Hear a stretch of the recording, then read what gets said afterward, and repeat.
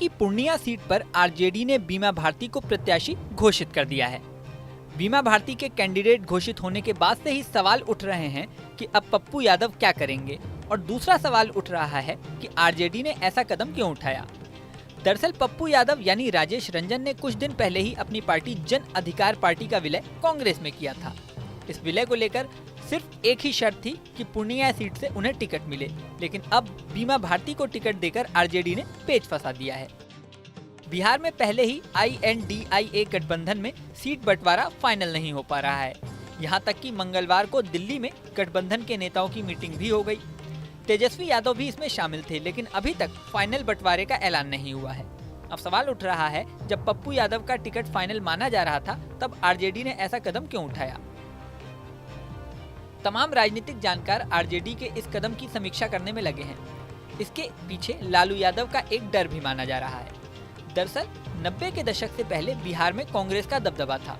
1990 में कांग्रेस को सत्ता से बेदखल करके जनता पार्टी की सरकार बनी तो लालू यादव ही सीएम बने। एक दशक से ज्यादा समय तक बिहार में लालू का प्रभाव रहा।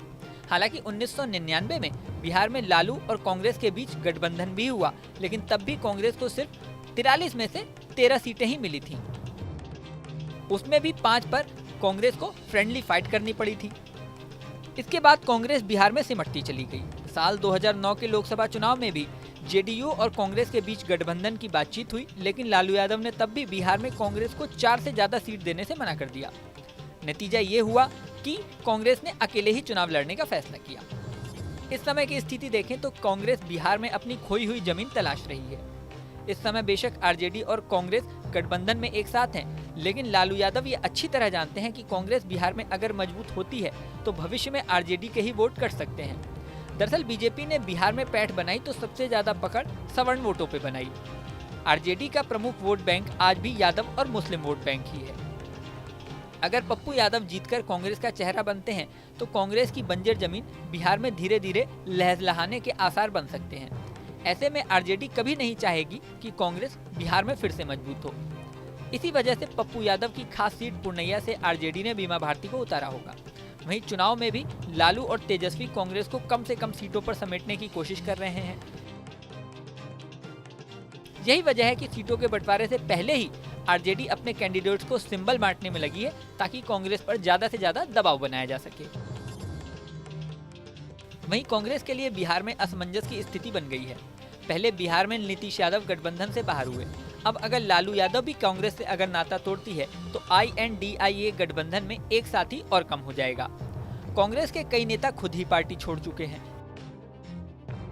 लेकिन कांग्रेस आरजेडी को मनाती है तो पप्पू यादव को जिस शर्त पर पार्टी में लाया गया था उसे कैसे पूरा किया जाएगा। हालांकि ऐसी स्थिति में बिहार की कुछ सीटों पर आरजेडी और कांग्रेस के बीच फ्रेंडली फाइट के भी आसार हैं। अब असल में क्या होगा ये तो समय बताएगा। इस वीडियो में फिलहाल इतना ही। जल्दी नया वीडियो लेकर आपके सामने फिर आएंगे, लेकिन जाने से पहले सबसे जरूरी बात, हमारे चैनल न्यूज नेशन को अगर आपने सब्सक्राइब नहीं किया तो सब्सक्राइब कर लें। इसी के साथ स्क्रीन पर दिख रहा बेल आइकन प्रेस कर दें, जिससे हमारे नए नए वीडियोस की नोटिफिकेशन आपको मिलती रहे। मिलते हैं नेक्स्ट वीडियो में, बने रहें न्यूज नेशन के साथ।